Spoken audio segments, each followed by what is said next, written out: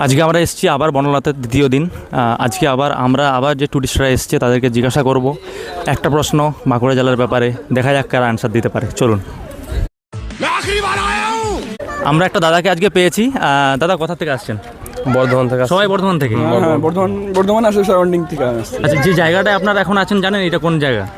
মানে বনলতা তো জানেন, এরিয়াটা কোন এরিয়া? বাঁকুড়া জয়পুর, জয়পুরের বনলতা। তো আমাদের যেটা প্রশ্ন সেটা হচ্ছে যে বাঁকুড়া জেলার যেমন বর্ধমানে অনেক ঘোরার জায়গা আছে, বাঁকুড়া জেলাতে আরও অনেক ঘোরার জায়গা আছে। তো এই যে বনলতাটা বাদ দিয়ে আর 5টা জায়গার নাম যেটা মোটামুটি ঘোরার মতো ট্যুরিস্ট প্লেস বাঁকুড়া জেলার।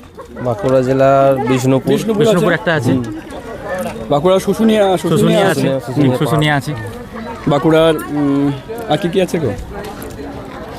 আমি বলে দিচ্ছি, মুকুটমণিপুর আছে, জয়রামবাটি আমাদের বাঁকুড়ার মধ্যে, ঝিলিমিলি আছে বাঁকুড়ার মধ্যে। তো যদি আপনারা নেক্সট টাইম আসেন অবশ্যই বনলতা তো ঘুরবেনই, জয়পুর তো ঘুরবেনই, তার সঙ্গে সঙ্গে এই জায়গাগুলো ঘুরবেন। তো বিষ্ণুপুর গেছেন কখনো?